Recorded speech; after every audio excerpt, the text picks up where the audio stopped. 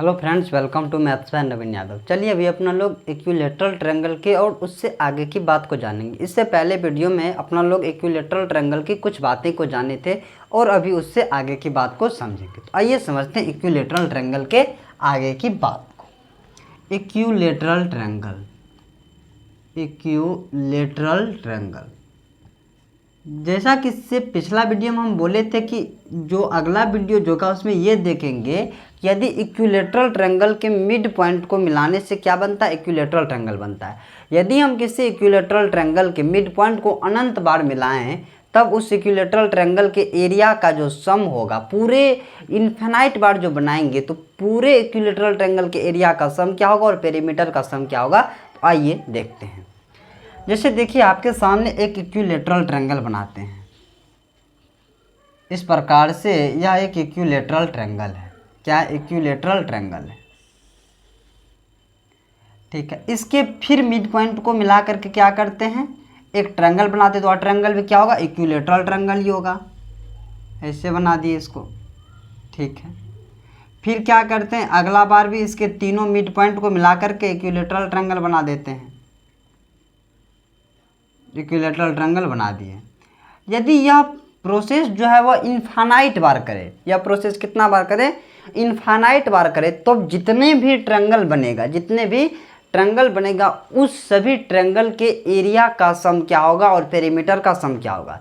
देखिए एक बात आप लोग को इससे पहले बताए थे कि जब भी इस प्रकार से इक्विलेटरल ट्रायंगल के मिड पॉइंट को मिला करके जो ट्रायंगल बनता है वह भी इक्विलेटरल ट्रायंगल होता है, लेकिन उसका एरिया जो है वह बड़े वाले इक्विलेटरल ट्रायंगल का 1/4 हो जाता है और पेरीमीटर क्या हो जाता है, हाफ हो जाता है। तो देखिए यदि इसके हम सम ऑफ ऑल पेरीमीटर की बात करें, क्या करते हैं, sum of all perimeter, sum of all perimeter, all perimeter की बात करें तो वह क्या हो जाएगा। देखिए यदि इस बड़े वाले इक्विलेटरल ट्रायंगल की साइड को लेट करते हैं स्मॉल ए, तो इसका पेरीमीटर क्या हो जाएगा, इसका पेरीमीटर हो जाएगा 3a, 3a हो जाएगा। अब इसके अंदर वाले की बात करें तो वह कितना हो जाएगा, इसका आधा हो जाएगा 3a/2। फिर उसके अंदर वाले की बात करें यानी कि ये वाले ट्रायंगल की, तो यह कितना हो जाएगा, इसका आधा हो जाएगा। तो इसका जो है, इसका कितना है 3a/2 है, तो इसका कितना हो जाएगा 3a/4, 3a/4। फिर इसी प्रकार इससे आगे भी बनाएंगे तो उसका कितना हो जाएगा, वह हो जाएगा 3a/8। यह बात कब तक चलेगा, तो यह बात इन्फानाइट तक चलेगा। कब तक चलेगा, इन्फानाइट तक चलेगा। यह बात जो है वह कहाँ तक कब तक चलेगा, इन्फानाइट तक चलेगा। अब देखिए यह बात जब इन्फानाइट तक चलेगा तब क्या होगा, इसका सम क्या होगा, पूरे का सम क्या होगा, उसी का बात करेंगे।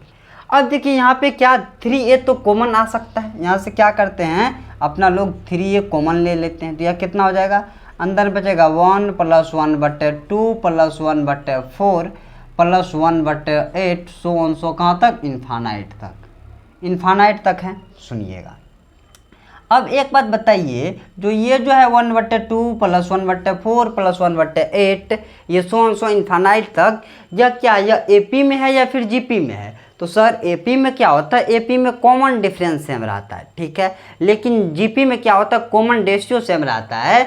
अब देखिए कॉमन रेशियो निकालेंगे, कॉमन रेशियो इसका क्या आ जाएगा, कॉमन रेशियो 1/2 हो जाएगा। 1/2 क्या है, इसका कॉमन रेशियो है, ठीक है। वैसे कॉमन रेशियो निकालते कैसे है, तो दूसरा टर्म कोई भी टर्म लेते हैं, उस टर्म उससे पहले वाले टर्म से जब डिवाइड कर देते हैं तो कॉमन रेशियो निकाल लेते हैं। जैसे यहाँ पे common ratio r, common ratio को डिनोट किया जाता है आर से, आर बराबर निकालेंगे तो 1/2 में 1 से जब डिवाइड कर देंगे तो कितना हो जाएगा, 1/2 ही हो जाएगा।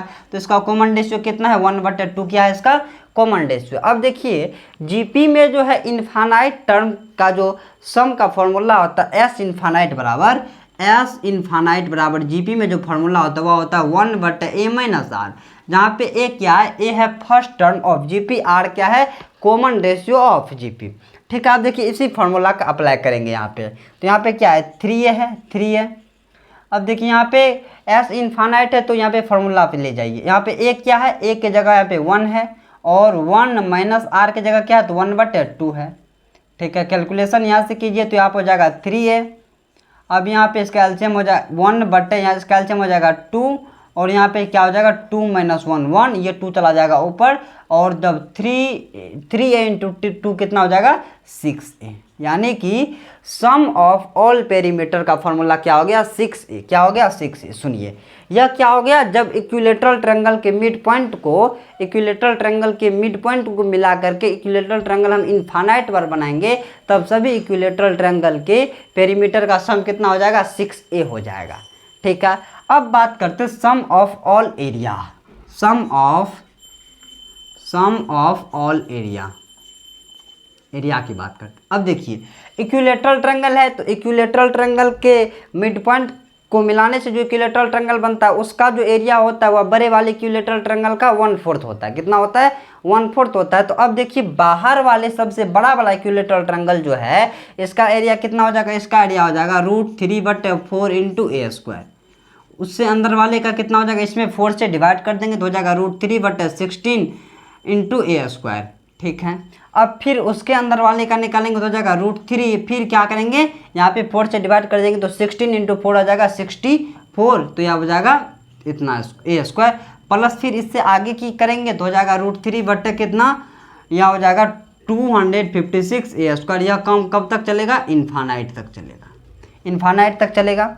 अब देखिए यहाँ पे क्या होता है, यहाँ पे √3/4 × a² क्या आ जाएगा, कॉमन आ जाएगा, और यहाँ पे बचेगा कितना, यहाँ बचेगा 1 + 1/4 + 1/8 1 कितना 1/16 + 1/64 सो कहाँ तक, यह चलेगा आपका इनफाइनाइट तक। कहाँ तक चलेगा, इनफाइनाइट तक चलेगा। अब सुनिएगा अब क्या है, फिर यहाँ पे देखिए यहाँ पे किस पे चला गया, जीपी पे आ गया। तो यहाँ पे लेकिन कॉमन रेशियो कितना है 1/4 और ए का मान कितना है ए है। तो यहाँ पे फिर जीपी के फॉर्मूला पे ले चलिए, जीपी फॉर्मूला आप लेंगे √3/4 × a²।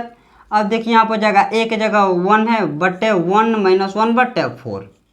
ठीक है, अब देखिए यह हो जाएगा √3/4 इंटू यह 4 ऊपर चला जाएगा, नीचे में बचेगा 3, तो 4 कितना 4 हो जाएगा आपका 3 × a²।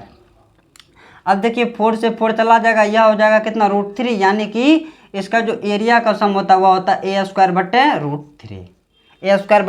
√3। ठीक है, अब नेक्स्ट कॉन्सेप्ट को देखिएगा। फिर नेक्स्ट कॉन्सेप्ट क्या है, देखिए आप एक इक्विलेटरल ट्रायंगल बनाइए, एक इक्विलेटरल ट्रायंगल बनाइए, इस प्रकार से एक इक्विलेटरल ट्रायंगल बनाएं। इसके अंदर कोई एक पॉइंट ले लीजिए, इसके अंदर क्या कीजिए कोई एक पॉइंट ले लीजिए, यहाँ पे मान लेते हैं यह पॉइंट एक ले लिए।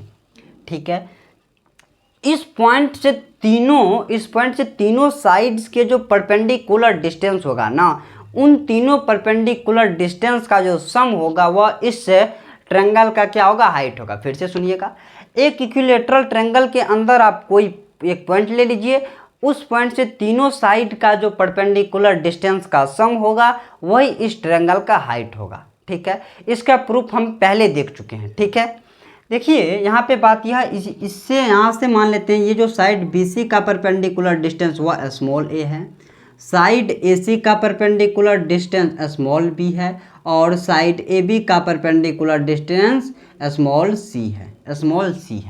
तो यहाँ से जो हाइट ऑफ इक्विलेटरल ट्रायंगल होगा वह हो जाएगा a + b + c। ठीक है, इसका प्रूफ यदि करना है तो हम हिंट्स दे देते हैं, आप लोग कर लीजिएगा। यहाँ से क्या मान लेते हैं, यह पॉइंट क्या है, यह पॉइंट P है, P क्या है, यह पॉइंट है।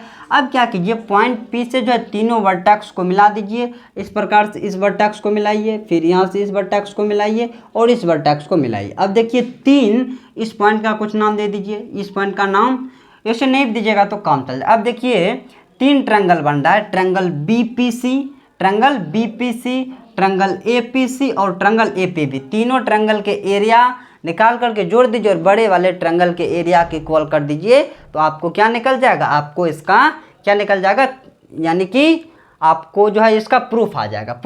ठीक है, अब देखिए यहाँ से और कुछ बातें को ध्यान से सुनते हैं। मान लेते हैं कि यह इक्विलेटरल ट्रायंगल जो है, इस इक्विलेटरल ट्रायंगल की साइड का लेंथ क्या है, x है। क्या है, x है। ठीक है, x है। अब देखिए जब यह हाइट इतना है, हाइट बराबर ए प्लस बी प्लस सी, आप लोग एक फॉर्मूला जानते हैं क्या, √3/2 इंटू साइड जो होता है वह हाइट के बराबर होता है। यहाँ से जब साइड निकालेंगे तो साइन बराबर क्या हो जाएगा, 2 इंटू h/√3। यहाँ से क्या हो जाएगा, साइड बराबर 2 इंटू h/√3। यहाँ से जब हम x बराबर निकाल लेंगे तो x बराबर क्या हो जाएगा, x बराबर हो जाएगा 2 इंटू ए प्लस बी प्लस सी बट्टे कितना हो जाएगा, √3 हो जाएगा, बट्टे कितना हो जाएगा, √3 हो जाएगा। ठीक है, अब देखिए अब क्या करते हैं, अब इसका एरिया निकालते हैं। एरिया ऑफ इक्विलेटरल ट्रायंगल जो होगा, एरिया बराबर क्या हो जाएगा, एरिया बराबर होगा √3/4 इंटू साइड स्क्वायर। साइड के जगह यह है तो इसका स्क्वायर कर देंगे तो √3/4 इंटू साइड स्क्वायर। साइड की जगह यह है तो 2 का स्क्वायर कितना हो जाएगा, 4 हो जाएगा, इंटू ए प्लस बी प्लस सी का होल स्क्वायर बट्टे कितना हो जाएगा, √3 का स्क्वायर कितना हो जाएगा, 3 हो जाएगा। 4 से 4 चला गया और यह √3 से 3 √3 बार में चला गया, तो यहाँ पे एरिया जो आ जाएगा वो आ जाएगा 1/√3 इंटू ए प्लस बी प्लस सी का होल स्क्वायर। ठीक है, तो यह इक्विलेटरल ट्रायंगल की कुछ बातें थी। इससे अगला वीडियो में इक्विलेटरल ट्रायंगल के पूरे कॉन्सेप्ट का खत्म कर देंगे। ठीक है, एक बार फिर से इन सारी बातों को समझिएगा। देखिए इक्विलेटरल ट्रायंगल के तीनों साइड्स के मिड पॉइंट को मिला करके अपने लोग जब इनफाइनाइट बार इक्विलेटरल ट्रायंगल बनाएंगे तब उस इक्विलेटरल ट्रायंगल का जो सम होगा ना वह कितना हो जाएगा, इक्विलेटरल ट्रायंगल के पेरीमीटर का सम कितना हो जाएगा, 6a हो जाएगा। इसी प्रकार यदि हम एरिया का सम निकालें तो हो जाएगा a²/√3। जब इक्विलेटरल ट्रायंगल के अंदर कोई पॉइंट लीजिए, उस पॉइंट से तीनों साइड्स के जो परपेंडिकुलर डिस्टेंस का सम होगा वह इक्विलेटरल ट्रायंगल के हाइट के इक्वल होगा, वह इक्विलेटरल ट्रायंगल के हाइट के इक्वल होगा। फिर यहाँ से क्या किए, हाइट पता था तो यहाँ से साइड निकाल लिए, साइड कितना आ गया, 2 इंटू ए प्लस बी प्लस सी बटे √3, जहाँ पे ए और बी और सी क्या है, ए बी और सी जो है वह इक्विलेटरल ट्रायंगल के इंटीरियर पॉइंट से तीनों साइड्स के जो है वह परपेंडिकुलर डिस्टेंस है। एरिया यहाँ से निकला 1/√3 इंटू ए प्लस बी प्लस सी का होल स्क्वायर। ठीक है, तो यह इक्विलेटरल ट्रायंगल की 2-3 कॉन्सेप्ट था। इससे अगले वीडियो में पूरे इक्विलेटरल ट्रायंगल के कॉन्सेप्ट को खत्म कर देंगे। Thank you so much.